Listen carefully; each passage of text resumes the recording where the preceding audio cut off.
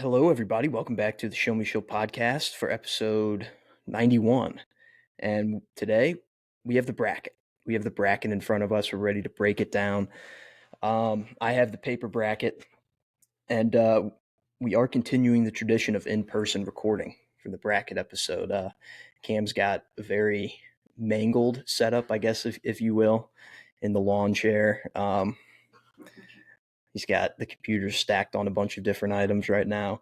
But yeah, we're making it work. So, Cam, it feels good. I went to the library this morning and printed out the bracket. It cost me 8 cents, which is nothing in today's world. So, yeah, it's definitely worth it. It's nice just to fill it out. And I tell you what, in years past, I usually have some confidence in my picks. Like I'm like, oh yeah, I've been watching them all year. This year I went through like a period where I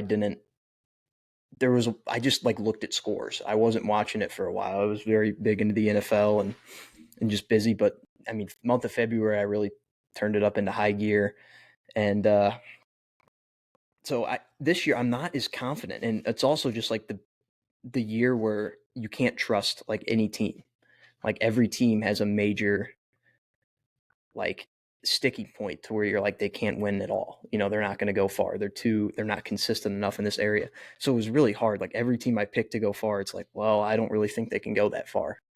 But it's like I trust them more than this team. So but I have a bracket right now, and I think I like it. I just kind of filled it out based on vibes, which is, I mean, really, that's not a bad strategy at all. So, Yeah, I know. I think the last 2 years, both years, my first bracket that I've filled it out in like 3 or 4 minutes, if that. Like 3 minutes, I think, is what it took me yesterday when I did my first one. I'm gonna do one more that's gonna be on paper after tonight's games, so probably just during the day tomorrow on Thursday. I like to have one before the first four and then after the first four, because the first four in my eyes, I actually think it means quite a bit. Because I mean, if you just go back just a couple of years ago, UCLA had a really fun run when they went all the way to the Final Four, and they were a first four team. So it's important to know those teams. But I will admit, like, I remember a couple of years ago, I think it took me like 50 minutes to fill it out. I was just like thinking and thinking on so many of the matchups. Now I feel like I'm just really fast, not a whole lot of thought into it. I think that's the best way to go, though. I Not think it is overthink it. too. You don't want to get in too deep here. But I actually think I do agree that there's not like any like super dominant teams that you can trust. I think the closest thing to that though is UConn. But Not they're just because they have experience, they literally just did it last year, but I think they were the best team in the best conference. You could say the Big 12 is the best conference too, but I don't know, pound for pound, I feel like sometimes the Big East, they just have some of the biggest heavy hitters. Granted, they only got a few teams into the tournament, and yeah, only I three. mean, the Big 12 had a couple teams knocked out of the tournament because of bid stealers, and they would have had more, but I don't know. Big East, I think, is just like true college basketball. Like they have the most winners. I feel like out of the. I'm sorry, the Big East. I meant out of the Big East. Did I say Big East or Big 12? Okay, Big 12. It feels like they've really only had two winners, Kansas and Baylor, and But they're Kansas both is recently. Kansas is hurt bad, and I didn't have that taken account for in my first bracket. I know that I filled out because McCullough was still slated to kind of come back, McCullough Jr. And they'll get Dickinson back, but they're not looking too strong. And then Baylor falls into the category of what you just said.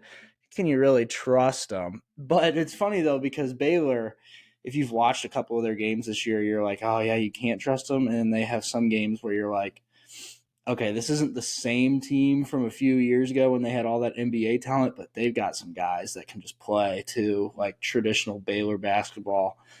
Yeah, Um, but like at the same time, that's so many of these other teams like UNC, Arizona, Tennessee, Marquette, like all the heavy hitters. You could even go into some other 3 seeds like Kentucky. They just all have weaknesses that you're like they can't put together a run, and that's what I think it makes it so beautiful. But yeah, I filled this out this morning, so this is Wednesday. I filled not even this morning, this afternoon. So I watched the first 4 games yesterday. Kind of got a feel of how the Mountain West is going to be. I don't really know if that game last night was either just how bad Virginia was, or if the Mountain West is a serious threat this year. Because like in years past, they typically don't do very well, except for the San Diego State run last year, obviously. Um, but as a conference, they don't do well. So it's just there's a lot of yeah, a lot of uncertainty this year. But Yeah, and I don't know if Virginia is the best, litmus test in terms of grading the Mountain West. I know there's a lot of Mountain West deniers out there. Personally, I'm a Mountain West believer. And they've had some better years lately. Obviously, last year they finally had a team breakthrough. San Diego State went deep. And I don't think I have San Diego State going very far this year, but they are literally, I'm not going to say it's the exact same type of team as last year, but it's not light years different in terms of in terms of the amount of players, the types of guys that they have. Um, exactly, but I yeah. do like the Mountain West, pound for pound. They had a bunch of teams get in. I think you'll get a better idea of tonight because, like I said, Virginia not the best litmus test in terms of grading the Mountain West. Um, but Boise State versus Colorado, I think that's a better idea. Those are two teams that actually They're good. they're real. They've Virginia, they've beat some teams this year. Virginia was. We were just talking about that. It was just a tough watch, and they have a lot of games like that during the regular season too, where it's just tough to watch. And like I know when Carolina plays them, you're just kind of like, ugh, because I just don't really want to. It's a mixture of that you could lose to them because they're not a bad team. You can lose to them, but it is a hard watch. Like it's an eyesore, and it was last night. Yeah, I mean, I think there was a guy at the game that had a shirt that said Virginia basketball is Iowa football, and that's the best way to put it. Like awful to watch, but they win. So let's jump right into it though. Here in the East region, with the number one overall seed UConn, which I think we both agree is the most complete team, the team you can trust the most. But their knock is that they won it last year, and teams just don't go. It's so hard to go back to back. It hasn't been done since Florida did it with Billy Donovan in the late 2000s. I think it's 2006, 2007, which is also when they were dominant in football. So that was just kind of a great time to be on campus. Um, but yeah, so first game up, Stetson, UConn. I think we don't really have to talk much about that. That's just like UConn's not going to lose to Stetson. Um, but then next up, we got Florida Atlantic Northwestern at the 8-9. And this is interesting because Florida Atlantic, they went to the Final Four last year, and 82% of their minutes this year were played by returning players from last year. So, and that led the nation with the most like returning minutes played. Um, so they have the same team as last year. They have all their stars, but they kind of did the Chiefs thing, like we talk about. Like obviously this year the Chiefs had to grind down the stretch, but usually they just kind of dick around. They're just messing around and not really caring. They're just trying stuff out because they know they're going to make the playoffs, and that's what really matters. I kind of get that vibe from Florida Atlantic this year, but like at the same time, if you look at their path to the Final Four last year, they got lucky a lot. Yeah, sure, they did beat Tennessee, but that was a very flawed Tennessee team. Kansas State wasn't, they were kind of just riding off a wave there. They weren't really that super talented. They had Marquise Noel, obviously, but they kind of had an easy path and, they played well, but like, this is a kind of a death region. Like the top 4 seeds all won their conference tournaments, like respective conference tournaments. Um, so it's a difficult path. I do have Florida Atlantic in the first game though. Northwestern is badly beaten up with injuries. Boo Buie is what a great name, Boo Buie. Um, he's still healthy, but their other 2 guys, I'm forgetting the names of them right now, but their other 2 main guys are out for this game. So Yeah, I don't. I know. They returned everybody, and I think it was just shocking. I was expecting them to just kind of run through everything, and I know you just kind of mentioned that with the Chiefs. But the way that they've played this year, I don't know. It's almost unfair to compare them to even the Chiefs. Like they just haven't done what I feel like what they should be doing. And it's a hard switch to flip, especially in like you want to do that.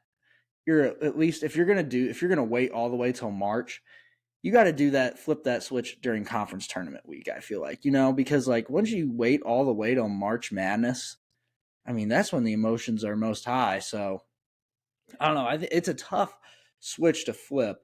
Um, and I do think they will beat Northwestern, though. I think you're right. I mean, they just they played a good schedule. Northwestern did. They played pretty good in the Big Ten, but I just don't think that they have enough. And then Florida Atlantic, they just have so much experience. They have. It is important when you're trying to get back to to make a deep run to have done it before. And I think that's why it's actually going to help Carolina this year as well when we get to them. And I think it's going to help UConn. They had a bunch of guys come back. They had a That's bunch of true. guys go graduate, whether they went to the league or I wonder. I'm curious where what was his name? Sano. I can't remember how to say his last name. I Big know guy. you're talking about the Muslim guy that was Yeah, like yeah, doing Ramadan. who literally Yeah, won the MVP of the tournament. Um, I don't know if he's playing overseas, but like they just have a lot of guys that can do it. But I really like Illinois in this region, and I know that's a tough one too because they always go down by like 10 to 12 points during the game, and that's although you see a lot of teams come back from that kind of thing during March, like that's the prime time to make comebacks is during the tournament because of emotions. But once you get to like the Sweet 16, is a team like UConn or whatever going to let you do that? But yeah, exactly. I guess that would be Elite Eight if they met, but you get the idea. Yeah. And then moving on, San Diego State and UAB. So in years past, the 12/5 upset is it's a hot pick. There's always it seems like one or two 12 seeds that get past the 5 seed. But last year, all of the 5 seeds won first round. And really, if you look over the last 5 tournaments, the 5 seeds are pretty good. And this is a matchup where San Diego State went to the national championship last year.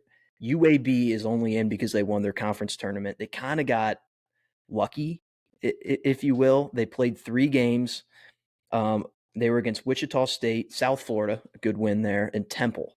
So they didn't really beat anyone. Other USF was a good win, but um, I mean they had a really easy schedule to get to that tournament title, and they Yeah, have some bad losses on the season, like yeah. I mean, Mizzou beat Rice. Wichita State, so Yeah, just keep that in mind. yeah, they lost to Wichita State once.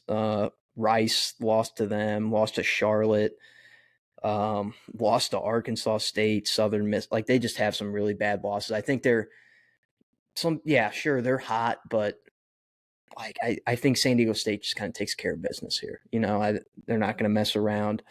Um, and then Auburn and Yale. I think it's kind of the same thing. Yale kind of got lucky in their conference tournament. They really should have lost that game to Brown. They got outplayed. They got hot down the stretch there and kind of had a miraculous comeback. And they're a good team. They're a well coached team. I like their coach, but Auburn is just they're a better team, and Bruce Pearl is a better coach. So I got a 5-4 here. Yeah, I'm not really sure what. I can't sit here and say that I've watched Yale play. I don't really know what type of game that they play. Are they like fast and threes, or I don't really Uh, know. I mean, in the game I watched, they could knock down some threes when they needed Yeah, it, but I just don't see. I mean, the talent is not there, and the coaching is just not on the same level. And I would kind of be shocked if Yale won this game. yeah. Auburn, it's not that they kind of did cruise through the SEC tournament, but they also didn't really have to play the big dogs, I guess you could say. But I don't really know if that's really indicative or takes anything away from that SEC title, really, if you ask me.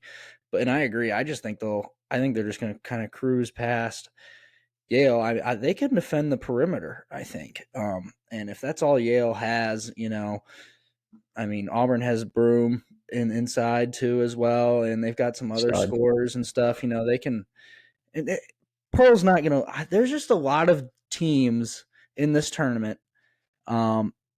That you would be like, oh, I could see them losing first round, and it's like a lot of the blue bloods, and I just don't see it. Another one for me is not to jump around too much, but this is just for this note is, Kansas, and they just lost one of their best players. Bill Self doesn't lose first round, never does. He just never really does. Kentucky and Oakland, I think Kentucky. They have got a lot of guards, and That's a bad example because they've lost first round a few they times. have lost, but I just don't see it this year. Cal is on the hot seat, kinda, and he's just got what do you always need to win championships in college basketball? It's guard play, and they may have some of the best four guards in the country, and I guess that might be it in terms of some of the blue bloods that you just don't think. I don't think Gonzaga is going to lose either. Yeah. Um, Yeah, now we're really jumping around, yeah, but to the bottom half, BYU Duquesne. This is an interesting matchup because BYU, the committee even admitted that they were a 5 seed, but the 5 seed that they were going to slot them in would be the Friday Sunday matchup. And BYU being, the Mormon school, they can't play on Sundays. And so they had to put them at the 6 seed. Um, and Duquesne doesn't really feel like an 11 seed either. They feel like a really weak 11 seed. So I think BYU just this is almost like a 5-12, 5-13 matchup in a way. Um, I mean, don't get me wrong, Duquesne, incredible story. It was fun watching them in the A10 tournament, first appearance in 47 years. But I think this is BYU. I don't know if you have any, or is that I kind of actually BYU? so BYU has a lot of length, and I thought that I was excited. This was BYU is an example of a team that I was really excited about with college expansion or not expansion. Sorry, expansion for the Big 12. In football, I wasn't too excited BYU going to the Big 12, but for basketball, I was super excited because BYU always has pretty good basketball teams, and it's just the idea of like I just knew like last year, I was like, when they move over to the Big 12, there's going to be nights where they're like going to go to Allen Fieldhouse and steal one. And I think they did that this year. I'm pretty sure they won at Allen Fieldhouse this year. And they're just one of those teams. And I think playing in the Big 12 this year probably has them more ready for the tournament than they maybe have ever been in the West Coast Conference. Oh yeah, definitely. And I think they might be able to make it to the second weekend. But I don't hate Duquesne though either. I know that they don't have a lot there, but they are an example of a team that's also kind of hot. So, but I And would take BYU. Yeah, yeah, and you talk about a team playing for their coach. Keith Dambrot announced that he's going to retire after the tournament. So, I mean, whatever game they lose is his last game, so they could play for him a little bit. But yeah, I think it's BYU is the pick here, and Illinois Morehead State. I know you like Illinois. You said you're liking them out of this bracket. This was a toss up for me because I like Morehead. I can't get enough of Morehead. But Illinois is the Big Ten champions, tournament champions, don't have a lot of success. Like they haven't made a Sweet 16 in like the last 8 years or something like that. And Illinois has Terrence Shannon, very good, but he's a big benefactor of the Big Ten refs. Big Ten refs famously call a lot of fouls. And that's why I think Big Ten they don't really do good in the tournament is because the refs are different, and they're not sending them to the free throw line as much. And I have Morehead State here. I'm not super confident in it, but I will say that this is my take of the tournament. So the last few years we've had a lot of like big time upsets. Like 15 seeds have won the last 3 years.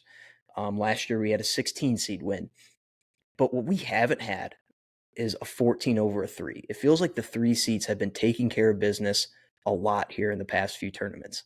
I don't think they've lost since COVID. Um, and used to that would happen, a decent amount. You'd have a 14 over a 3 every couple years. And I think this is the year that a 14 gets over. I have Morehead State doing it, but I could see Colgate doing it over Baylor.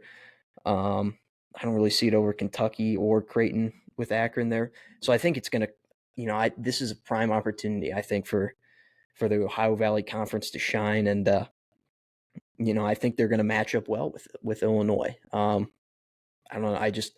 That's kind of a vibes pick there. That's my biggest Yeah. upset. I would say I can't sit here and say I've watched Morehead State play or Ohio Valley Conference play.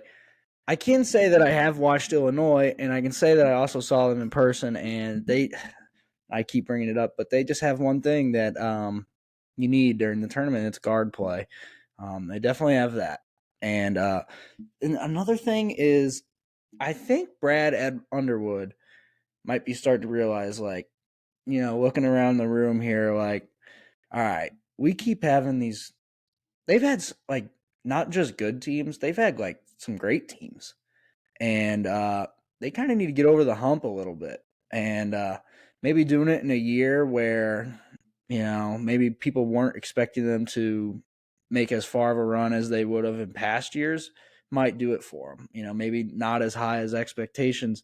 But yeah, I think, and it just wouldn't shock me though if Morehead State is up, like up by 5 with like 6-7 minutes to go, and Shannon goes off like a nuclear bomb, and scores like 15 in 6 minutes or something like Yeah, that. that is true. So I think they just have too much firepower to get knocked off. And I think you're right. I think the best, or in my opinion, I think the best shot for one of these to happen is actually Baylor and Colgate, just because sometimes, we talked about Baylor being really good and they have a lot of the pieces to go on a run, but sometimes they just lay down. And I don't really know why that is, because they play in such a tough conference. But Yeah. Well, I mean, we'll get to that because I have some. But yeah, and then we'll move on to the 7-10. This, in my opinion, is maybe the most intriguing matchup of the first round. Washington State versus Drake. I actually went back and forth. I originally wrote down Drake. This was one of the two teams that I erased, and I put Wazoo. I'm riding with Washington State. I'm riding with the Pac-12. I don't really know why. I don't have a lot of reason for it, other than they're the tallest team in the entire NCAA, which I think is fun. That'll probably be Mizzou next year.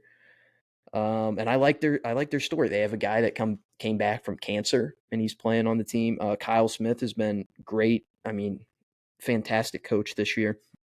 They beat Arizona twice, so I kind of feel like I have to pay him some respect here.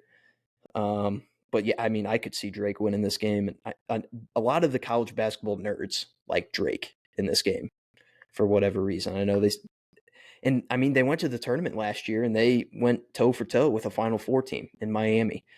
And they beat Indiana State twice, who many people said should have been in the tournament. So I mean, they're a good team. They're going to be a tough out for sure. But I got to ride with the Pac-12 here. one last ride for the Pack. It is intriguing, that's for sure. I think I picked Drake here.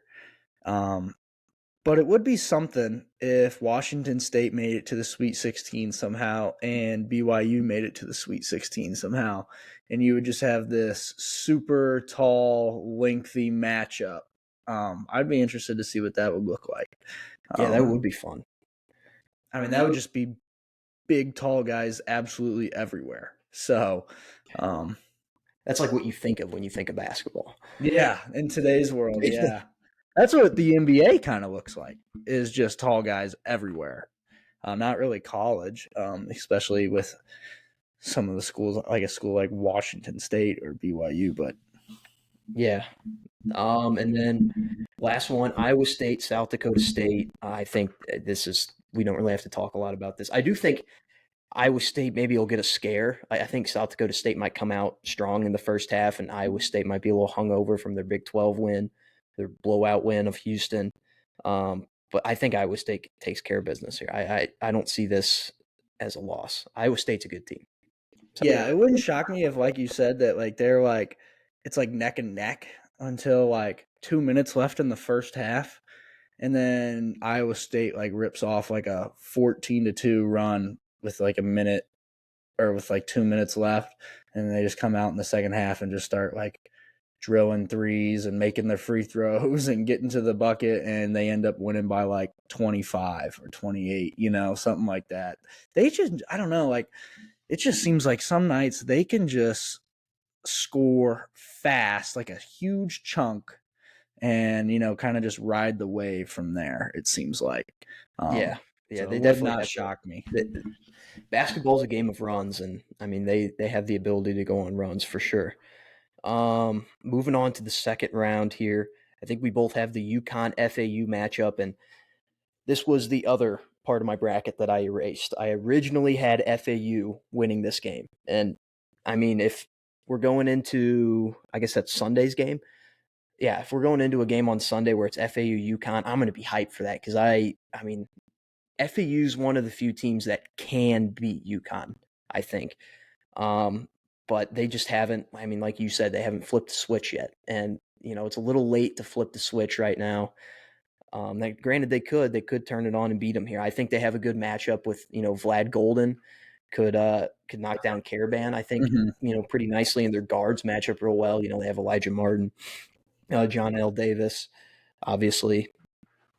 Um, but ultimately, I turned my brain on and I was like, do I really want to lose like a bracket challenge because I didn't pick UConn in the Sweet 16? And I mean, going into this tournament, one of the like the surefire things I had in my brain was UConn's going to the Sweet 16 no matter what. Like they're one of the only teams I trust to win 2 games, at least 2 games. And FAU did make me think about it. They made me think about it, and I wouldn't be shocked if we're sitting here Sunday night and it's like UConn's done. Um, but yeah, it's going to be a close game. I'll say that it'll Yeah, be very close. It'll be a fun game, but I think UConn they get it done. yeah, I do too. And we were just like, when I bring up flipping the switch again, I don't trying to flip the switch or be in the process of flipping the switch against Dan Hurley and UConn is bold to try and wait for that moment. And that's why I don't think they'll do it. So, um, but I do agree with you. I think like they just have the guys, they have the experience to keep that a close game at the end at least. And it might just be a situation where, you know, UConn has to just salt them away at the line or something like that, which they'll Yeah. probably do, They have the I, ability to do that. honestly, I just got a feeling here. I'll probably bet overtime in this game. This just feels like an overtime game. Like everyone's like, "Oh, UConn's on the ropes, got to tune in," Yeah, and the then first UConn, big scare for the one seeds in the tournament. and well, maybe not, uh, but yeah, I think UConn will get it done in overtime. Personally, that might be the best second round matchup, honestly, in my opinion. San Diego State, Auburn. I think we both had this too. I don't think we had an upset here. This is just it's just Auburn. They're a better team. I think San Diego State doesn't really have a lot to prove. Last year they went to the title game. I don't really think they have a lot of business to take care of. I think Auburn's going to come out a little hungrier, and yeah, that's it. I agree, but it also wouldn't shock me if the Mountain West just reared its head and San Diego State wins this like 72-65 or something like that. It just wouldn't shock me. It's just There's really not a lot of results in this tournament that would shock me, yeah, and actually. I don't know. It's just Mountain West just have some bears that you just don't really want to fight. I don't know. And there's some of them that you would be okay with fighting. Like I'll be honest, Colorado State, if you have a matchup with them, I don't think they're that much of a bear, or even Boise State really if they win tonight, but um I don't want to play New Mexico. I don't want to play San Diego State really at all. Um There's another one I don't really. Yeah, I don't really want to play Nevada either. And Utah State, I don't. They kind of fall into the, for me at least, that you don't really, if you have to play them, whatever. But there's three, for me at least. There's three teams from the Mountain West that you're just like, I'd rather avoid them. So Yeah. So yeah, UConn Auburn. I think who do you have advancing here? Auburn. I think I had UConn. Oh, San Diego State versus Auburn. Oh, I think in my bracket, I think I did have Auburn, but Okay, I could just perfect. look. We have But the top right here. let's see. So next matchup is BYU. I have versus Morehead State. You have versus Illinois. If it is Morehead State, I think BYU just kind of rolls in this one to the Sweet 16. If it's Illinois, I think it'll be a little. It might be a little bit more competitive, but I still think that BYU just kind of wins. It's a tough draw for Illinois either way. I think they get the best 14 seed, and if they do, they'll get the best 16, the best 6 seed. So it's a tough draw for them, but I think BYU goes either way, whichever opponent it is.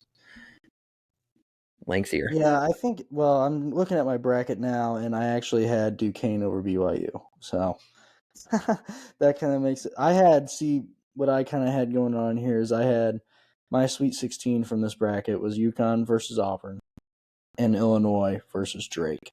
So I had Drake making a little bit of a run. Wow, so you had Drake beating Iowa I State had too. Drake beating Iowa State, and I don't know, for some reason I just had you know Drake kind of pulling off like a Creighton kind of like ability, and I don't know, Gotta having the move Mo ability to just Valley. slow down a team like Iowa State to where they don't find that chunk run. And I think that's why I had Drake going to the Yeah, Sweet honestly. 16. So I have Iowa State, Washington State in the next round. I have Iowa State advancing. I think they're getting a little bit disrespected here. A lot of people are picking them to go out early, which I mean I understand it's a tough region, but the Drake over Iowa State is, I think, a lot more common than what I was expecting. Like a lot of people are picking it. And, I mean, Iowa State's a good team. I think a lot of the reason why no one's picking Iowa State is because of the jersey, the logo right there. It's just it screams choke early in the tournament. Like It no does, more and I think Sweet it's a 16. stink from last year, actually. Well, yeah, but they were. I don't know. They're better this year. They are. Like they beat every single team in the Big 12. They lost 4 games, but the 4 games they lost to, they beat them in the other game they played them. They beat every team in the Big 12. I mean, that's a huge accomplishment. And this is not your dad's Iowa State. This is TJ Otzelberger is a great coach, and I think this year they have a little bit to prove in the tournament, and I see them getting to the Sweet 16 here. Yeah. But I have the sentiment something to prove is interesting because I think at the end of the day they all do. You like, even, we were just talking about San Diego State. Ah, well, they got there last year. I mean, I bet that there's guys on that team that came back that want to get back. So it's, and that's why we fill out a bracket, and that's why nobody's ever had a perfect bracket. Nobody knows, yeah, but exactly. Moving on to the second weekend in this region, we both have a UConn Auburn matchup. I think this will be a fun matchup. But I wanted to pick Auburn here, but I feel like Auburn's going to run out of steam at some point. They're a team that they're rolling right now. I just think they run out of steam here against UConn, and I honestly think this could be a blowout. Like they're going into it, people will be like, "Oh, it'll be a close game," and it's just gonna be a blowout because Auburn's just gonna run out of steam. So yeah, I'm not sure if, besides maybe their first game, UConn doesn't really have it easy. I don't know if they're really going to blow out anybody, besides maybe Stetson. So that's yeah, I just mean this whole bracket is just, I mean, it's the bracket of heat. I mean, you have the top four seeds all won their that, conference and that's what I'm tournament. talking. That's what I mean. Like, Yeah, whoever they come into contact with, they're gonna be. It has gonna have already rattled off some wins that are you're like, all right, they're not gonna go down just with nothing. They're gonna be swinging. So Yeah, I mean, I'm looking right now.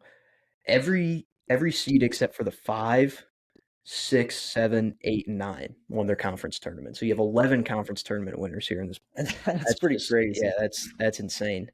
And then BYU for me, it's BYU versus Iowa State here. Little Big 12 matchup, and they split during the regular season. This was a tough one for me. I just kind of picked based off vibes, and I went Iowa State. Which I mean, what are you going to do? You can crunch the numbers all you want, but in the end, it doesn't matter. So, yeah, I have a 1-2 matchup here in the Elite Eight with UConn and Iowa State. But what was your Sweet 16 here? My Sweet 16 there was UConn, Auburn, Drake, and Illinois. That'll be a fun one. Drake and Illinois, That would kind of be, close geography. yeah, it'd be great. I don't know where that game would be. Let me see. Might tell me. I think it's in New York because UConn. Drake and Illinois. That looks like Illinois versus Duquesne would be in Omaha. I It think would it be would be. whatever the final like the region is. So it's East. I think that's New York or Boston. Maybe it's one of the two. It's either New York or Boston. I know that. I think it's Yeah, Boston. Really, now I'm thinking about it. yeah. Um, That's interesting. It doesn't say it on there. It has like the first rounds games. yeah, I think Theirs that is in that's the same Omaha's. thing with mine. I'm nearly positive it's Boston though. Yeah, I know UConn doesn't have to get on a plane until they go to the Final Four. Yeah. So, So which I do have them. I have them beating Iowa State. I think that'll be a heavyweight battle. But yeah, I had them beating Illinois. all right. Same Final Four there. I originally, when I had FAU beating them, I had Auburn in the Final Four. So, but I didn't like it, so I erased it. Well, I had Drake. In the Final Four, No, you said, oh, like the total Final Four? huh? You just said we had the same Final Four. No, just out of this region, we both had UConn. Oh, yeah, yeah, yeah, yeah. Yeah, to the Final Four. Yeah, to the Final Four. Yeah, we haven't got to the other ones yet. All right, moving down to the West region, and this is the fun region because obviously North Carolina is the 1 seed, Arizona is the 2 seed. That could be a little house divided matchup there if the seeds hold. But I mean that's a lot of ifs. There's a lot of challenges on the way. North Carolina beats Wagner. I don't really see any. Yeah, I don't see Wagner winning that. But then Mississippi State, Michigan State is a fun. That's a fun matchup. That's actually the first game on Thursday, tomorrow morning. So that'd be the first result we get.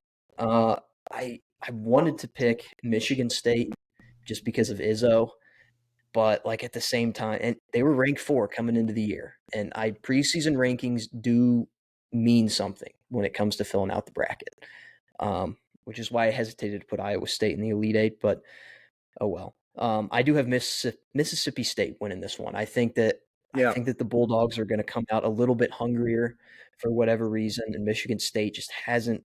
They haven't flipped a switch at all this year. 19-14, kind of stumbling into the tournament here, and I think it'll be a great game. But Mississippi State is who I have. yeah. No reason, just vibes. So do I. And I just think I I don't want to say that I don't think Izzo has it anymore. It's not that. It's just, but it's not the same. This team's not the same kind of feel as some of his past teams, and I think it's a bias factor for me because I had to watch, a lot of the SEC teams that made it in person this year. Like I got to watch them, and Mississippi State was one where I was like, man, those guys are good. And so I have Mississippi State winning that game too. And they're just, it's like them and A&M. I just felt all year that they were just gritty. But they also had some guys, and Mississippi State's got some guys. They've got some guys that have been playing for a while, like Tolu Smith, Smith, Hubbard. Has been really good. So great guard play. That yeah, that tends to be key it in does. So March. yeah, Um, but yeah, and then St. Mary's Grand Canyon. So Grand Canyon comes in at 29-4 as the Big West or the WAC champions, and St. Mary's is the West Coast champions. This is so interesting because Grand Canyon's been consistent all year. Like they've been winning, but they also haven't played a lot of, just like a lot of these teams, they haven't played anyone. St. Mary's is so interesting because they started off the preseason, they were ranked in the top 20. But then they fell off a cliff right at the beginning. They got off to a very slow start. I mean, I'm looking at some of their losses. They lost to Weber State, lost to Xavier, who was bad this year. Utah lost to them. But then they turned it on, and they didn't lose a game until the final West Coast Conference game against Gonzaga. Um, but then they beat Gonzaga again in the West Coast Championship. So this is a team that they had a good team last year, and they retained a lot of those players. And Grand Canyon, I mean, it's going to be hard for me not to pick them because they're purple, they're fun. Bryce Drew's their coach. But I can't quit St. Mary's. They're one of the teams right now that I'm riding high on. I'm believing in them, which I shouldn't. I shouldn't believe in St. Mary's ever. Um, but I don't know. I'm riding the St. Mary's wave, and I'm picking them. Don't love it though. yeah. I also picked St. Mary's. Um, in fact, I have them going on a little bit of a run, but all of a sudden, it was like earlier today. I kind of was starting to second guess myself that Grand Canyon because I was just looking at my bracket and I just didn't have a whole lot of upsets. And you're always like, oh, you got to throw in one here and there, and I do have some thrown in there here and there, but yeah, I don't know. I just St. Mary's. It starts to come down to who's a little bit more battle tested, and they just have played a lot more important, bigger games. One litmus test that you can sometimes use is when was the last time that you didn't have to use like ESPN Plus to watch a Grand Canyon game that wasn't like their conference tournament, You know what I mean? Like they're not playing these big games, but St. Mary's is, pretty much every weekend they are playing somebody that's you Yeah, know, the West pretty Coast can good. be it's hit or miss. You have some solid teams in there, and then you have some just awful Yeah, teams. and I mean they had some teams that obviously didn't get in, like that's pretty decent. Like San Francisco is one that I always look at. That's lately I feel like they've been pretty damn solid, and I think they're in the NIT. I think they played last night. Can't remember. I don't know if they're in the NIT, but they're a solid team. But good guard play once again. They have Aiden Mahaney. I mean, there's just so many just white ballers in this year's tournament.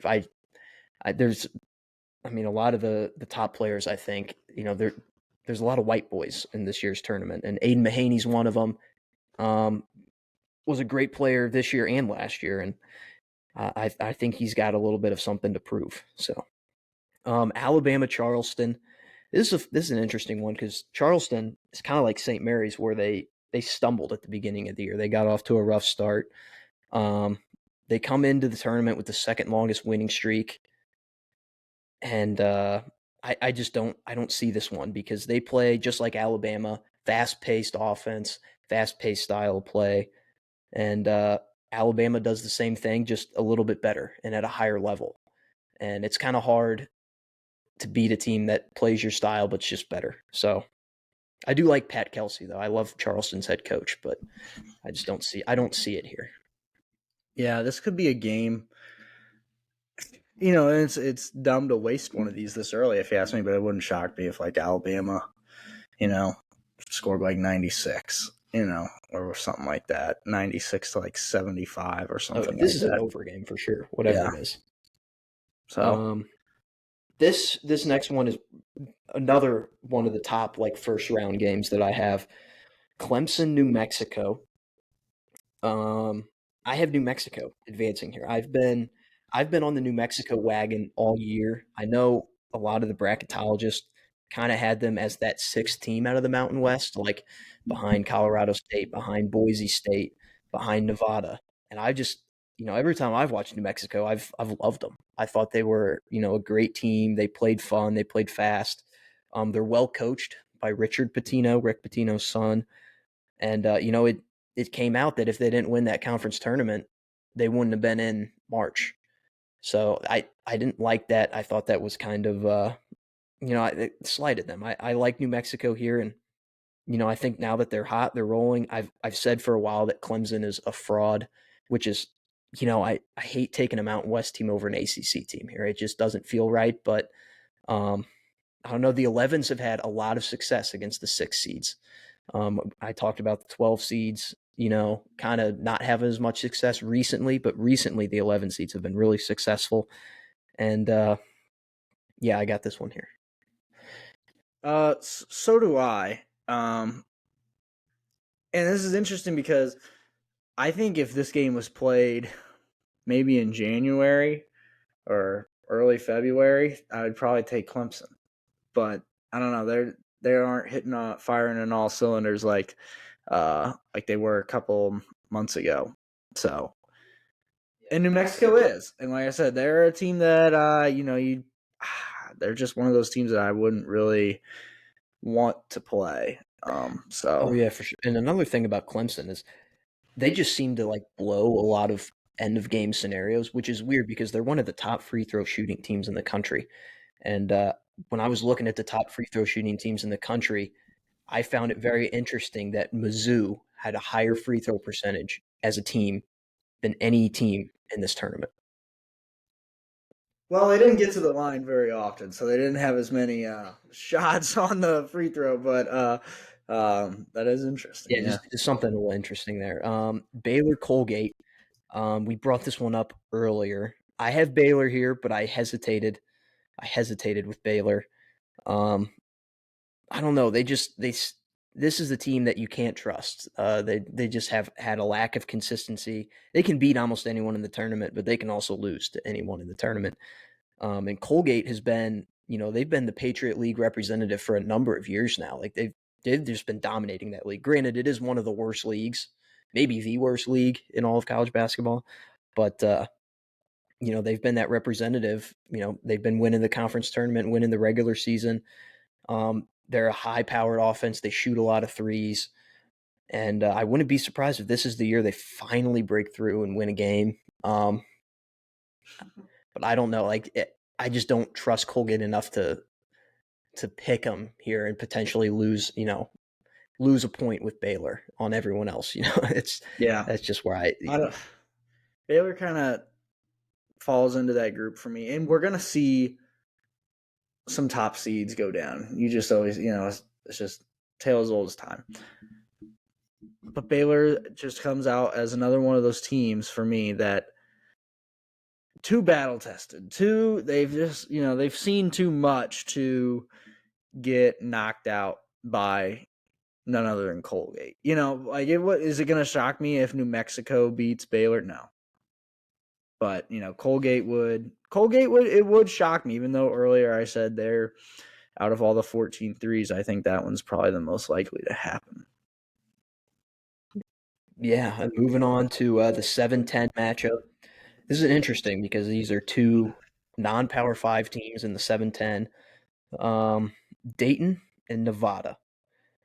And this matchup scares me because the winner will likely play Arizona. I don't want to put any for sure behind that after last year, but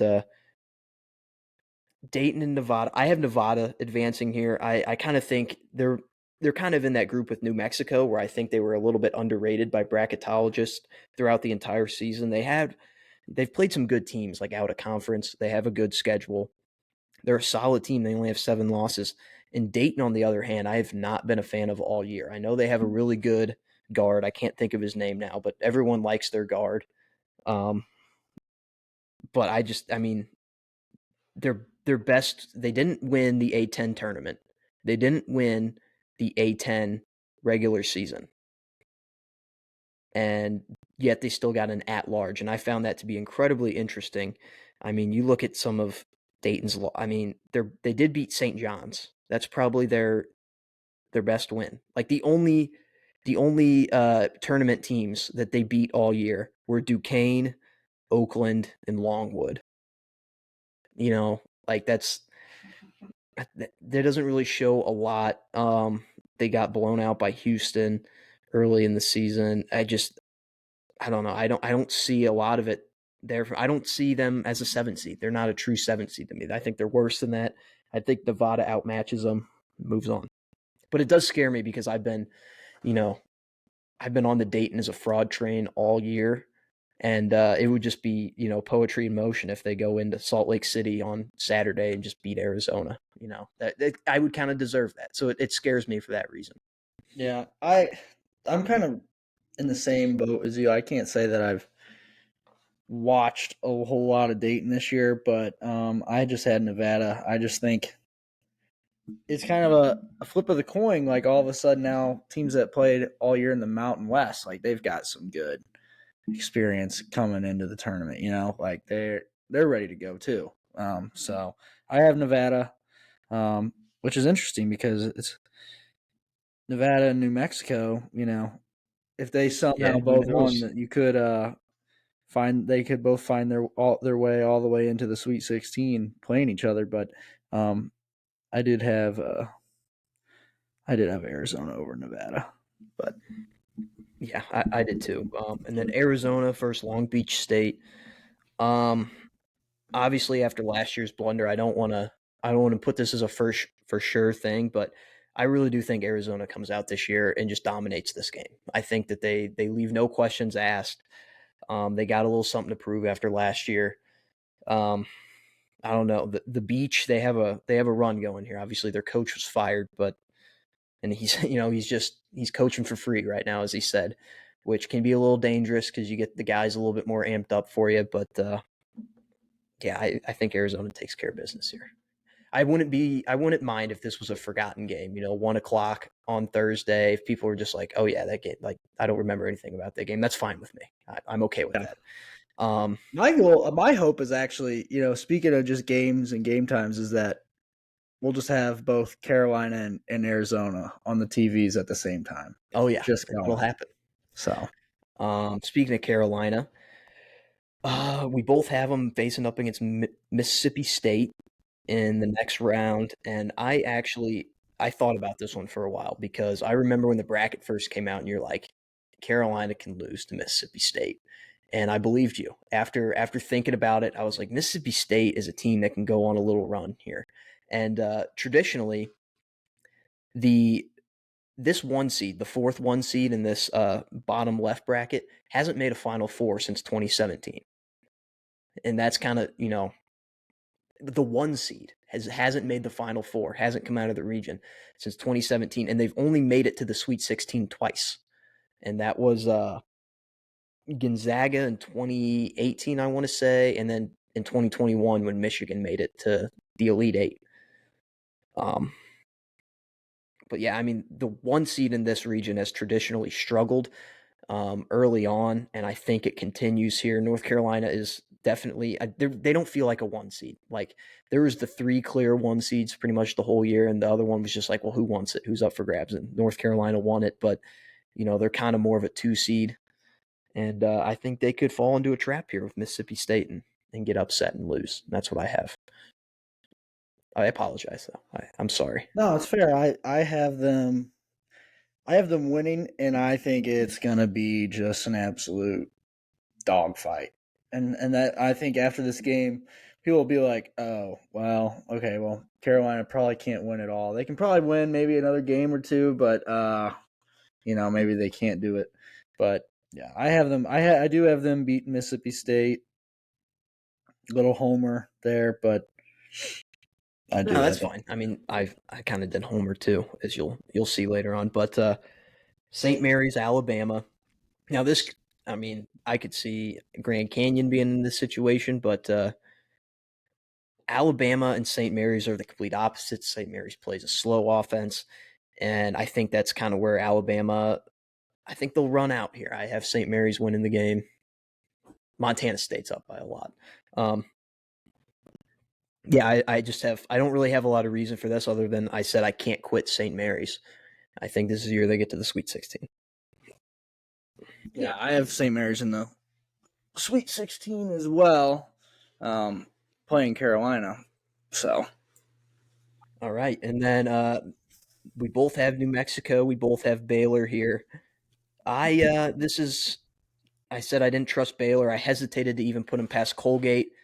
So naturally, I picked New Mexico to go to the Sweet 16 here. I like them. The Lobos, I've been rooting for them the past 2 years. I know last year they fell just short of making the tournament, but this year, I got to root for the Lobos, and I think they make a Sweet 16 run. yeah, I have I have the Lobos too, and so I have I think besides you not picking Carolina, I have the Lobos in, and then I have just to jump down, I got Arizona over Nevada, and I actually think um, Arizona cruises in that game too, and Really? Okay. I think I think you're going to be feeling like, all right, here we go. We're like God, I can only hope. not stumbling around right now, taking care of some business. Um, and then I think the New Mexico game will be closer, but Yeah, I mean, Nevada would scare me because they are a very good team. But I kind of see Nevada as a kind of like a TCU matchup from a few years ago where they're just a feisty team. They're giving us trouble the whole game, maybe send it to overtime.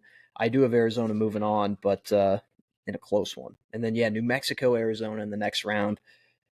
This is where the Lobos, they have to die here. Sour Patch watermelons. Um, so, yeah, I have Arizona in the Elite Eight. no, so do I. But I have them playing care. I have them going for all the drama. Caleb Love game, house divided. I Have it have the all. big marble matchup, and obviously, statistically speaking, the big marble matchup is more unlikely to happen than to happen. But I do have Carolina and Arizona, and I've got Carolina and and a tearjerker. Oh yeah, I mean that'll be if that does happen, that'll just be awesome. I know Yeah. we'll have to watch that together. It'll either be on Easter or the day before that, which would just be, I mean, that would be awesome. I have Mississippi State going past St. Mary's. I don't really know why. I just feel like this is Mississippi State. They beat Carolina. They'll get in a roll here. If I they think they. beat Carolina, they're going to the Elite Eight. I think. I I think. agree with that. I think this. I St. Mary's. If they get to the Sweet 16, I feel like that's like all right. We proved ourselves. That's our business. Um, and then I have Arizona beating Mississippi State. I think they a lot of eight. There's not a lot of eight seeds that go to. They can make the Elite Eight, but they don't really go to the Final Four unless you're North Carolina playing against a 15 seed. But so I think Arizona. I have Arizona in the Final Four. I don't love it, but there's not a lot of things on this bracket that I do love. It's just kind of like, you know what, this is what I want to happen. So It would be fun. That'd be good for the SEC.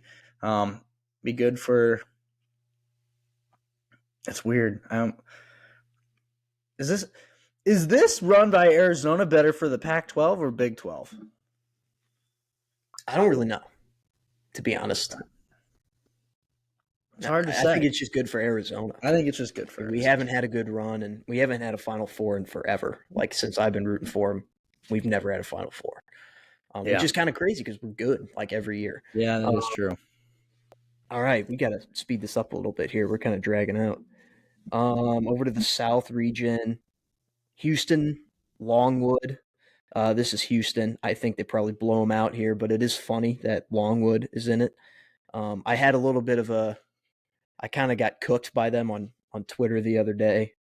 I said that I'm rooting for Longwood because of the memes, and they said, okay, Mister Luke, King of the Memes, Newhouse, which was it was a little shocking. I wasn't expecting that at all. But yeah, they had to come in and cook me. So He was out of pocket. oh, incredibly, yeah. Like I got a notification that said Longwood Lancers replied, and I was like, "Is this like a super fan of Longwood, or is this the actual account?" And it was the actual account. So yeah, I got cooked by them. So I guess I'm kind of rooting for Houston to just blow them out now. And then Nebraska A&M is a fun matchup because the Nebraska men's team is going against the A&M men's team, and in the women's bracket, they're also going against each other. So a little bit of a battle of the schools here. I don't really know in this one. A&M, they've been like literally the most inconsistent team probably in the bracket. They've beaten the best teams, but they've lost to some really bad teams. And I just picked this one with my heart. Nebraska's never won an NCAA tournament game, so I'm going Nebraska ball. Yeah, Nebraska ball is a damn good team this year. Like they're just a good team, you know. And I'm pretty sure if I remember correctly, I just went homer on this one once again, and by homer I meant just the SEC because I had to watch them, and they're really good when they played us. And like you just said, they've beaten some really good teams, and then they just lose to like an LSU or a Georgia of the world or whatever, or Or Vanderbilt or Arkansas. they just can't get it done. Um, maybe they only have to play good teams. I don't know. Which could come in handy if they have to Yeah, match up with Houston. All right, Wisconsin JMU. This is also going to be a very big pick. James Madison, most wins in college basketball this year, 31, tied with UConn, I should say. Um, I don't know. I have JMU here. I don't love it though. I think Wisconsin. We just saw them go on a great run in the Big Ten tournament, but JMU, they were a victim of the no one wanted to play them, so they had a bad out of conference schedule. Uh, I don't know. I think Big Ten here and James Madison. They're rolling right now. I don't know. There's not a lot of logic behind it other than I felt like I had to pick a 12/5 upset, and this was the one. And then in the yeah, next game I have Duke over Vermont. Obviously, Vermont they should not be a 13 seed. Like we talk about bad conferences, the American East is a bad conference. They're not high caliber teams. There's a reason why Vermont, just like Colgate, has kind of been rolling through that conference year in year out, but they don't really show anything in the tournament ever. And I think this is kind of an easy matchup for Duke here, round one. yeah. I think it was kind of stupid that they got to play Vermont. And that's like, and I think that just kind of falls into what you're saying. Um, I would have much rather them have had to have play I don't know, Duquesne or something like that. I don't know if that's a lot I think it's better. better than playing Vermont. Yeah, If you ask probably. me. Yeah. Um, but I had um I had James Madison beating Wisconsin just like you, but also Wisconsin kind of got their swagger back a little bit. So it wouldn't shock me if they won that game too. I just picked James Madison because they're fast and can shoot the three. Um, Yep. but if they're not falling, they're not falling. You can say that about any team, but for a And team like James Madison, they've only lost to two teams all year, so that's a yeah. plus. And then I had Duke as well. I think some of the players that are kind of inconsistent for Duke, like McCain and stuff like that. Like McCain always seems like he kind of struggles sometimes against really really good teams, but he'll probably feast on both. He'll probably feast on both Vermont and James Madison. Although I had James Madison beating Duke. Oh wow, Duke's okay. over Duke. Yeah, that would be an interesting matchup if that happened. Duke's over Duke. Um, all right, down to the southern part of this, not southern part, but second part of the region. Texas Tech, NC State. This was one I really don't know what to think. Like NC State's hot, but like it'll be close to a week since they last played when they play, so like have they cooled off? Did that, stretch of rest cool them off? And I think so. Texas Tech's been a good team all year. I think they take care of business here. This is my example of when the ACC starts to rear its head. And I think I have NC State over Tech. Close. Texas Tech is too damn good to get shelled by DJ Burns and Horn and Mo Diarra. But so I think it'll be close. And then I have them advancing to play Kentucky, who we talked about earlier a little bit. Yeah. They're probably this might be a year they might just finally kind of cruise through the first round. Oh, I mean, yeah, for a 3 seed, they got a great draw, I Yeah, think. exactly.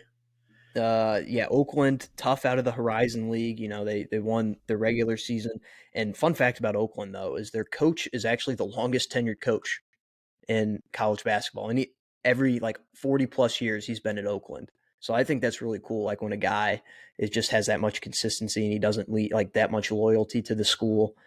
Um, so I think that's fun, but I don't think there'll be much of a matchup. Kentucky, that they just have such a high powered offense and their guard play is insane. And yeah, they have to win that game. Or, I mean, honestly, Coach Cal might get murdered like if they don't win that game. So, um, Florida will play the winner of Boise State and Colorado tonight. I think it'll be Colorado, personally, but I think Florida beats whoever it is.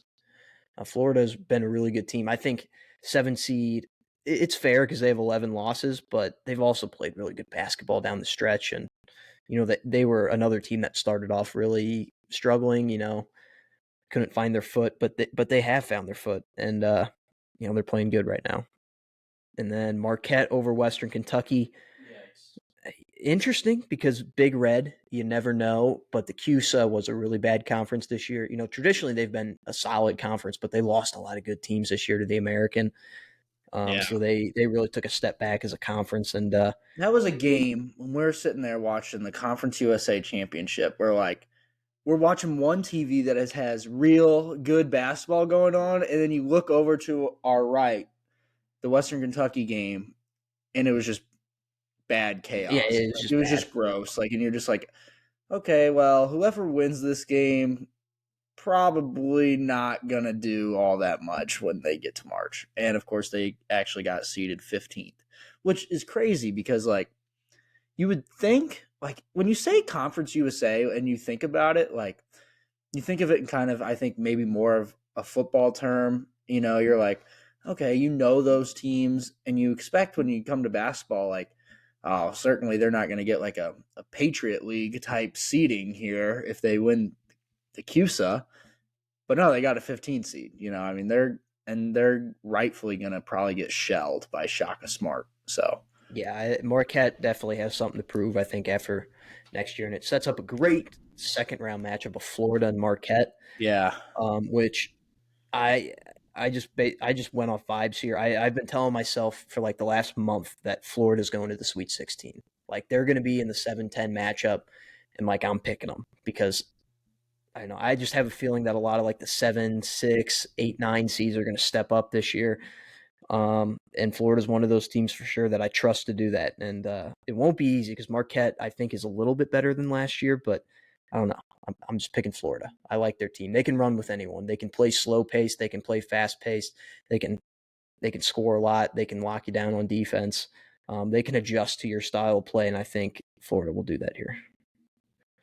And then, yeah. what is that? What you have too? I had Florida actually losing to Marquette, and then so Shaka kind of kicking off that dust. Like, all right, at least I got to the second weekend finally. Which he hasn't done since VCU, Yeah, like 15 years ago. Um, all right, and then Texas Tech, Kentucky. You have NC State, Kentucky. I don't really think it matters here. I think Kentucky kind of has to win this game, and I think they will. I think that they get to the Sweet 16 this year. They're going to once again outscore you, just whoever it is. yeah. And I mentioned earlier, this is where I just have the ACC kind of rearing their head. I think I have them. I have them beating Kentucky. I was like, does that really make sense? Like how do they stop that guard play? And it just occurred to me, like, well, there's been some other teams that have just randomly stopped that guard play just throughout. And I feel like, the NC State team, it just feels too much like almost like a Jimmy V type like team. It's like Kevin Keats he was getting fired if he didn't win the ACC tournament. They get in. I already have them going this far. In fact, I have them going to the Elite Eight because I have them over Marquette as well. But I don't know. Is it going to shock me if they get boat race because they rely on a fat guy and Modiara and Horn to do most of their scoring? No, but I have them winning. Yeah, I always it was fun watching the ACC tournament, and the announcers would just be like, "Oh, look at DJ Burns go!" And he would like when he shot that three in the championship, they're like, "Oh," and they're like laughing at him. I almost felt a little bit mean just because if he wasn't fat, he wouldn't be getting that much attention. But sometimes, the Yeah, fan favorites turn out to be fat. it's So like a make a wish. They're like, oh, what can he do? exactly what it is. And all of a sudden, he shoots 1 3 because it's the end of a shot clock, and they're like, "Oh, that's the first three he's made all year. The only one he's taken because he doesn't shoot threes. He doesn't need to." I agree. That was funny, and they'll probably continue to do it. And if they go on this stretch run, like I'm saying they will, I mean, everybody in America is going to know who DJ Burns is. Oh yeah, So, definitely. And I mean, yeah, if that is the NC State Kentucky matchup, NC State could beat them inside. So that's where they can get them. Kentucky's missing Toshibwe this year. I mean, just imagine if Toshibwe was on this team. It would have been a 1 seed, man. All right, now up to the top half again. JMU versus Duke. I think we both had that matchup. I have Duke advancing here. Although I would hope that JMU wins that game, and I could see them doing it. They've taken down a couple Giants this year.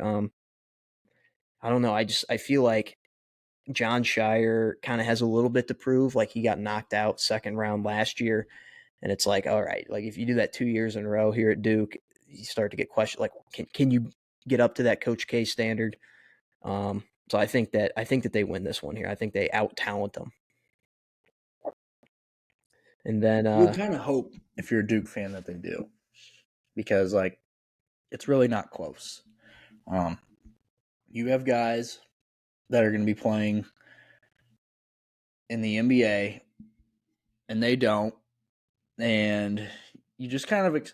I think that's kind of like what you're saying is like, all right, Shire, you got NBA guys, they don't, and it's not like they're all super duper young.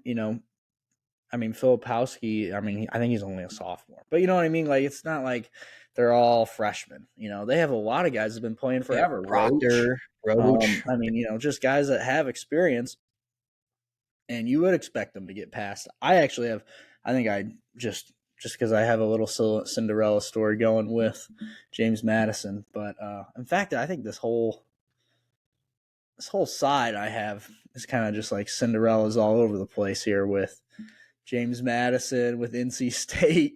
But Yeah, I wouldn't be shocked here if this is like a Wisconsin Duke matchup, and then same. Duke just blows them out, and then Big Cat's like sad. So because that happens all the time.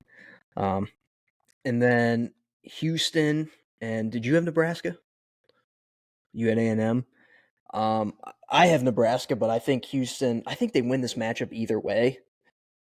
But if it's Nebraska, I think they definitely win. Yeah. So there's just not a lot. Just Houston's just a better team, The better good only, team. yeah, I have Houston over A&M, but and this may sound like it may not make any sense. I think A&M is the only team left in this region that could beat them, and it doesn't. That's That's a weird. good take. It's a weird thing to think about, but it's how I feel. I don't think, if they get into a heavyweight fight with Duke, I think they'll win. It'll just, Samson's just not going to let them. He's not. He doesn't like Duke. Nobody likes Duke. Um, and then I think if Kentucky got there, I think they would just somehow lock up all the No, young guards. horrible matchup. That's what I have in my Elite Eight is Houston, Kentucky, and that's just. I mean, Kentucky can't win that. It's a Yeah, terrible matchup. it is. It's just a bad matchup for them. And then same with Marquette. I don't know. I think Marquette probably gives them it has the best shot, obviously. Um, if I was to say somebody other than A&M, but I just don't. I had Marquette losing to NC State, which makes that possible. So, and then I had Houston over NC State, but yes, A&M. For some reason I think it's just something to do with it's that in-state matchup. Like, all right, these guys are getting all the love, and like I said, not that Houston's not gritty. Houston's one of the grittiest teams out there, but they're also, and it's not like they're super flashy either. But for some reason, I don't know. It's just like sometimes when a stalemate of some sort, you just never know, and so just keep your eye. That might be, besides maybe Mississippi State over Carolina. That might be your best shot for like a one seed to go out Yeah. early. Besides, I guess we could get to Purdue as well here, but Yeah, but that doesn't have to do with the 8-9 seed. That's just Purdue being Purdue. Um, exactly. That's a completely different thing. yeah. Yeah, Houston, Duke is what I have in the next round. Like heavyweight battle, like you just said. Houston, that's what I have. And then I have Kentucky going against Florida in the Sweet 16 in the bottom part of this bracket. And that would just be a fun matchup. That was fun. Both the times they played in the regular season, it was a high scoring game. It was close till the very end. They split the regular season matchup. And I think it would. I think we are in. If that happens, it's another great matchup. I think Kentucky outscores them though, just barely. It's a close game. It's a fun game. And then I obviously have Houston beating Kentucky in the Elite Eight because just a bad matchup for Kentucky. You said you had NC State beating Marquette.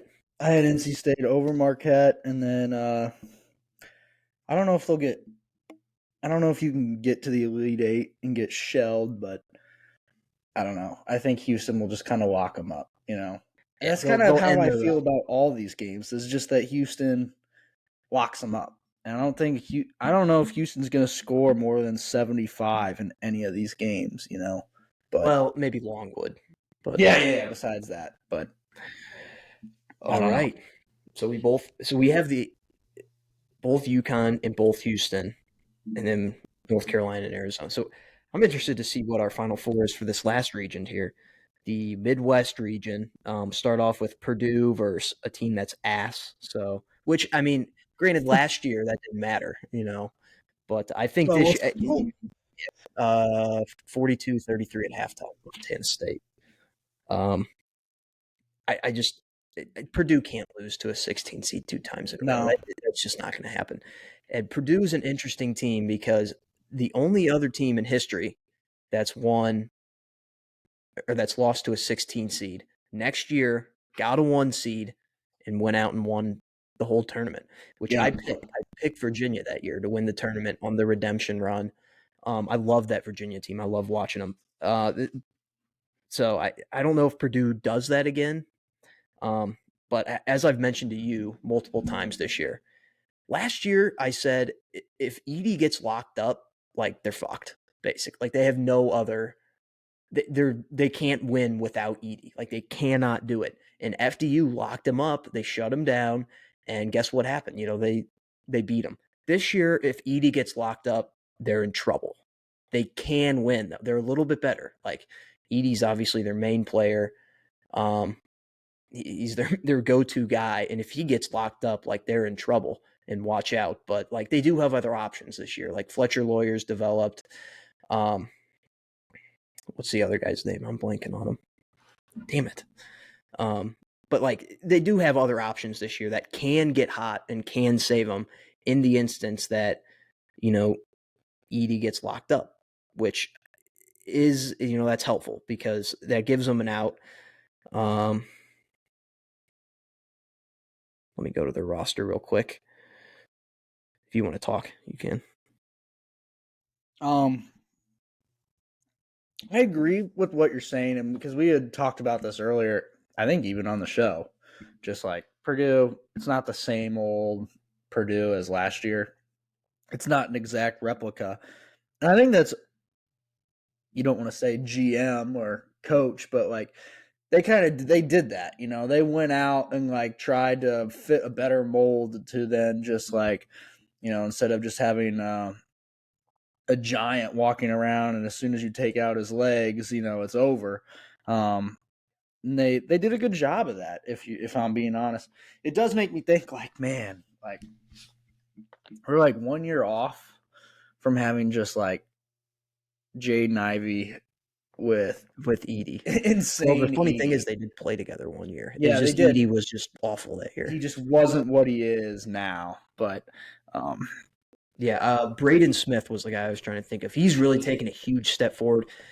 He was a freshman last year, didn't play a whole lot, but this year he's really taken a step forward as a shooter, as a playmaker. And I mean, Fletcher Lawyer, he can get hot from three, but Braden Smith's going to be the guy that saves them in the instance that Edie gets locked down. And they also got this transfer from Southern Illinois named Lance Jones, and I think he could have some big moments in this tournament too. But yeah, they get past the 16 seed, setting up Utah State versus TCU. And to be honest, this is 8-9 matchups are always fun. This one just doesn't thrill me whatsoever. Like I don't care who I really don't care who wins. I have Utah State winning just because I feel like they were underseeded a little bit. Like they were projected as a 5 to 6 seed, and then they ended up as an 8. And so I'm like, well, which actually last year Texas A&M was like projected a 4 or 5 seed and ended up as a 7. And I picked them because I was like, oh, they're underseeded. And then they ended up losing to Penn State. And now I'm talking myself out of Utah State. I'm talking myself into TCU. Utah State's 27-6. Um, it won't be pretty. I think they get the win though. I agree. This matchup is like, unless you're a fan of these teams, and like I said earlier, this is the only or one of the three Mountain West teams that I not like. If you see them in your side of the bracket, you're not too worried about. Hell, Mizzou beat them last year. Obviously not the same team, but yeah, I have TCU as well. So Yeah, Utah State's just kind of like that team. They get in frequently, I'd say. They get into the tournament, and they just never excite me. Like they're always, I don't know, like they're just kind of a boring team historically. All right, and then that moves us to probably maybe the most popular 12 over 5 pick. And, we talked about Utah State being underseeded, overseeded Gonzaga. They were in the talk all year of like bubble team. And then, they had some big wins down the stretch, beat Kentucky, beat St. Mary's. And they got it together, got out of the bubble talk, and then they were kind of in the 7 to 8 seed range. And all of a sudden, here on Selection Sunday, they're announced as a 5 seed without winning their conference tournament. And I don't know, I was a little bit shocked to see it. And McNeese is a very good team. They're 30-3. I don't know if you've got to the part of my take podcast where they run through I McNeese. didn't have to see. I actually saw it on Twitter before I heard it on PMT, but I mean, they have played Helen Keller School of the Blind and so Yeah, they forth and played so forth. the funniest one to me. Obviously, they played like biblical studies or something like that, which that didn't even show up on the CBS Sports app. So like they can't even be NAIA. Yeah. But the funniest one to me was Mississippi University for women. Yeah, that one was insane. I'm like, wait, the school's for women, but they got a men's basketball team? That was pretty crazy. Yeah, like this. um, I just want to add on to what you're saying about Gonzaga, and I agree with what you're saying. I think they're overseeded. That, however, does not change my pick. Mark Few and Gonzaga, they have not lost in the first round when they've been in.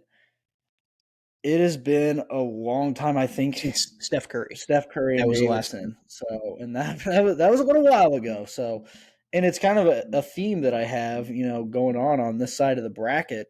Like I said earlier, it's like Samford, you know, Samford and Kansas. Samford, everybody's talking up Samford because they apparently this is another thing when you're filling out a bracket. You get these teams and it's basically all talk because even though we'll watch a lot of the games, Samford's just not on TV for us. Especially here at school, we only get so many games, but that they can apparently run and shoot, run and gun, and that's not exactly Kansas's best thing to try and defend. And they're missing McCullough Jr. And I don't really think it matters. I just Bill Self, so good, prepares these guys so well. As much as I hate to say it, I think they just it might be close, but I got Kansas playing Gonzaga. Yeah, It turns into like a little bit of a blue blood matchup all of a sudden. yeah, kind of. Except Gonzaga's never won a title, but initially, like I liked McNeese. Like when the Me bracket was too. announced, I was like McNeese, and then I started thinking about it, and I was like, they play in the Southland, literally one of the worst conferences. Like we're talking about bad conferences like American East, Patriot League. Hmm. Southland is right; they might be even worse. Like they consistently, their conference tournament winner is a first four, 16 seed, Yeah. like consistently. That's how bad of a conference they are, and but I mean, McNeese had a really good year. They just didn't. They didn't really play anyone. They did blow out UAB. I think that was like the only tournament team they beat all year was UAB. Um, I think that's going to be a popular pick. I know a lot of people betting wise are going to be betting on McNeese. I saw over 60% of the money line was on McNeese, which makes sense because Lake Charles, where they're from, is one of like the biggest gambling cities in the United States. Um, so I know it's popular for them, but yeah, Gonzaga, and then I have Samford down here over Kansas. I could have swore I picked Kansas, but I guess in the moment I was feeling Samford. So yeah, I'll roll with Samford. Why not? SoCon is one of those smaller conferences that does like they have good basketball year in and year out. Like Wofford, I remember like 5 years ago they had a really good team. Vermont last year had an upset. They had a really good team. Samford was actually really good last year. They were going toe to toe with Furman the whole year. Like they were probably just as good. Furman just beat them in the tournament. And they're even better this year than what they were last year. And Furman won a game. Granted, it was against Virginia, not Kansas. But Kevin McCullough's out. Dickinson is banged up. Kansas has been inconsistent really the last few months. I do think it would be a shock if they lost first round, but you know, I don't know why not. Why not Samford? You know, and then Oregon and South Carolina. This isn't. I don't know. South Carolina is kind of that team. I feel like they don't really have a lot to prove here. Like just getting to a 6 seed in the tournament, I think is like they proved. Yeah. No one really expected that. They were like projected a bottom four team in the SEC. I mean, great coaching job. I'm forgetting the guy's name right now. Lamont Paris. Yeah, Lamont Paris. He's up for Coach of the Year. Might Yeah. get it. Um, but I have Oregon here. I'm rolling with the Yeah, so do I. Pac-12, baby. That's And Dana Altman. I've always been a fan of Dana Altman. Like even though my team is in the Pac-12 and like UCLA with Mick Cronin, like I always root for. I just love good coaches like UCLA, Mick Cronin, Dana Altman, Oregon. Like when they beat us in the Pac-12 tournament, I was shocked because I didn't watch the second half because on the Pac-12 network. Um, but like when I saw the final score that they beat us, I was like, oh man, that sucks. But like, good for Oregon. Like, good for yeah, Dan Altman. Like, and usually Oregon, when they roll into a tournament like this hot, they usually keep it rolling. Like, there's some I teams that, know. There's something about it. yeah, and South Carolina is that team that, they were preseason projected not very good, and yeah, this is I'm They very re- confident in this they pick. remind me so much of Mizzou from last year. Uh, South Carolina. They're Except better. They're better, but like they not projected to do anything. Their coach basically X's and O's their way to a bunch of wins, and they have some guys that'll probably play professionally somewhere, but nothing like too crazy. And like I said, I have Oregon here too.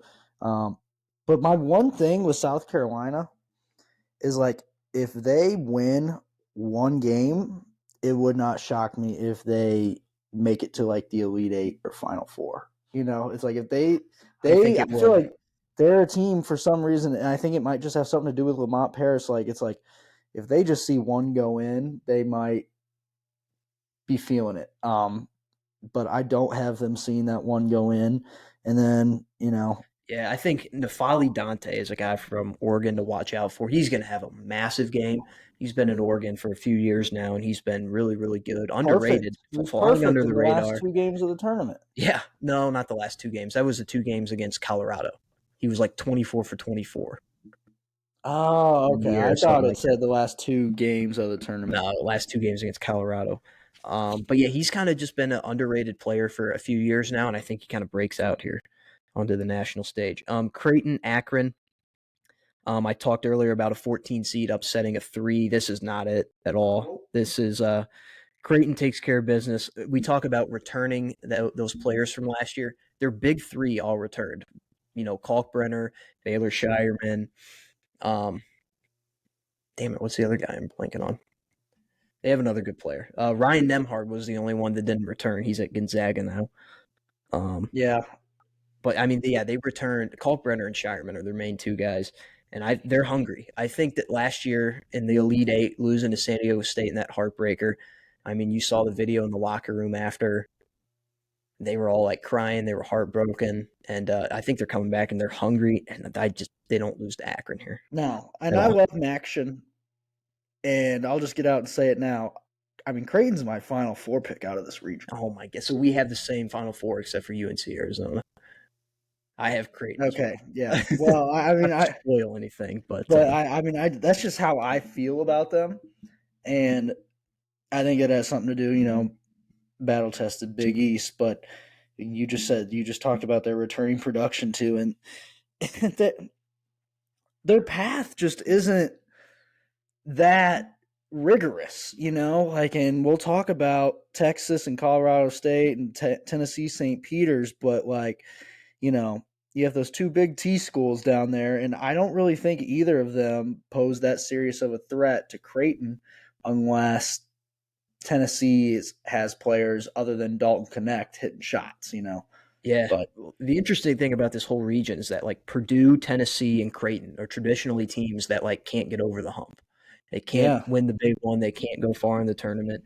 And I think Creighton last year kind of went to the Elite Eight. They won 3 games, and that it's not quite over the hump. It's not Final Four material, but they like. I think that they're just hungry, and I don't think that this is the same Creighton team. I think this is the best Creighton team ever, and yeah, I mean, yeah, Final Four. But Texas, Colorado State, this was an interesting one. If this was Virginia, I would have picked Virginia just because why not? But Texas, when it comes down to it, they have Max Asmus. The guy who says his name with two S's but only has one. Um, I blowjob mean, Bob yeah, one. I mean, Oral Roberts, legend. Been in the tournament twice, and now he's at Texas. And I just think about him in the tournament. This is going to be his last run in college basketball, and I don't know. I think they get the job done. Plus, their coach looks like Gus from He Breaking does. Bad. He So literally looks exactly like Gus Fring. Coolest glasses I think I've ever seen a guy don. Like it's crazy. He just rocks them like nobody else. They pop too. They're just gold. It's crazy. I have Texas over Colorado State too. Um, yeah, Colorado State for me just wasn't one of those Mountain West teams that popped. But yeah, um, could be a fun game though. And then Tennessee, St. Peter's. A lot of people are saying Rick Barnes get ready to learn Peacock. I don't see it. I don't see it. Yeah, this St. Peter's team is not the St. Peter's This team from isn't your father's St. Peter's team, but the reverse. Like they're not the yeah, it's they not the kind of just had like a miracle run in their conference tournament to get there, and yeah, I think Tennessee takes care of business here, and that sets up a big T matchup here. yeah. Tennessee, Texas. I got Tejas, to be honest with you. Okay, I do too. Whoever wins Texas, Colorado State, I think beats Tennessee. I don't. Tennessee doesn't play any defense. They don't play a lick of defense. Um, and I mean Dalton Connect he can He he can can connect. connect. He can connect. But At the same time, like I kind of feel like he doesn't have the dog in him. Like he's a great player. He's a great volume scorer. But when I look at him, I kind of see like he kind of has one foot out the door. Like he's kind of got one foot in the NBA draft already. I don't know why I get that vibe. And then obviously, you have the Rick Barnes factor where he can't get to the second weekend under any circumstances. And yeah, I think Texas just kind of I think they beat Tennessee here. yeah, They outscore them. yeah. And then Oregon, Creighton, I not a got lot of much Creighton. here. We just said it. Creighton's Yeah. hungrier. They're a better team. They're hungrier. Um, And I don't think it's a fight thing. I just think it's more they just get overpowered, believe it or not. So yeah, I think so too. Um, I'd say Oregon covers the spread in that game, though. yeah, I don't know. I'd agree. Probably be like a 10-point spread if I had to say. And then Gonzaga, I have Samford. Um, and then Gonzaga, but it could be Kansas too. I don't think it matters who it is. I think Gonzaga wins. I don't know. They've been going to Sweet 16s pretty consistently now, and this is the year where you know they don't have as much expectation on them, so they can kind of just cruise a little bit. They do have Ryan Nemhard, who we just mentioned from Creighton. He's been very good um, for them this year. Great guard play there, and I think I don't know. It's just going to be Gonzaga. That's all I I have. I hate to say it. I have Kansas over Gonzaga, and I feel like Gonzaga might actually somehow end up having better guys coming into this game. That are available. That are available. And I don't know. I think Bill Self somehow figures it out. Um, and then I have Purdue. Obviously, I have them over TCU. Yeah, Um, I have them over Utah State. I think they get to the Sweet 16 this year. They yeah, they kind of have to. They got something to prove after last year. Um, and then but one thing about Kansas, watch out for if they do go on a run this year, DeJuan Harris. He's a guy that kind of flies under the radar. He plays UI. he plays traditional point guard where he just facilitates offense, racks up assists. But um, if they do go to the Sweet 16 here, I think he's going to have a huge part in it. So Yeah, just if you're yeah, on the other team, you just want to keep them from driving. yeah. Um, Um, and then so my four in this bracket: Purdue and Kansas, Creighton and Texas. I'm going to start with Purdue and Kansas since we're still there. I got Purdue, and I think as a Mizzou fan, this is going to be nice to see for once them get the wrong end of the stick. I think Kansas is going to get hosed in this game by like the refs. I think Edie's going to be banging around on Dickinson down low and like excessively, and Dickinson's not going to be able to do anything. Going to get fouled all the time, and they're not going to do anything about it. And I got Purdue, and Kansas can be like, "What the hell? We thought we had this miracle run, even though one of our best players is out, and we just got beat by Purdue, who makes the Elite Eight." Man, yeah, I got Purdue over Gonzaga as well. We have almost a nearly identical region here. And part of me wants to say that, if Purdue goes to the Elite Eight, like they're going to go to the final, probably the championship. Like if they can win those first three games, like they can get in a groove here, start feeling themselves. And, Purdue can win it all this year. They're one of those teams. Um, so if they make it to the Elite Eight, I don't know. Part of me wants to just say they're going to go all the way, but But I I feel the have same great. way about Creighton, Yeah, I except for just maybe, you know, the thing about Creighton is, like I said, I have them in the Final Four too, and I had UConn in my Final Four, and if they somehow were able to meet up, I think they split regular season, didn't they? yeah, they did. So I mean, They both won at home. yeah, I mean, so it's kind of PYP at that point, but Yeah, but Creighton and Texas, we both have this matchup. And I think whether it's Texas, whether it's Colorado State, whether it's Tennessee, I just think Creighton, they're going to come out hungrier. With whoever team that is, I just think Creighton, they're going to come out hungrier. They're going to show more fight. They're going to want it more. And they're just going to outplay them, whoever it is. And then, yeah, in the Elite Eight, I just have them beating Purdue. This is where Purdue, they run out of luck. This is, you know, Creighton has a good defense, and Greg McDermott's going to draw up something to stop Edie. And I don't know. I feel like going against Mark Few and then Greg McDermott back to back is just going to break Purdue. So um, Matt Painter's not going to know what to do. So yeah, I got UConn, Houston, Creighton, and Arizona in the Final Four. get ready to learn Big East. um, and then I'll say my national championship. I have Arizona beating UConn. I have them. I don't know. I just feel like they'll rise to this occasion. They'll be that team. I don't love it. I don't love it at all.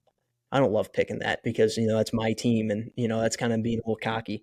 And then I have Houston beating Creighton and then Houston beating Arizona in the championship game, Ugh, man, that's which would be brutal because, Houston kind of owns us. But, I picked Houston to win it all last year.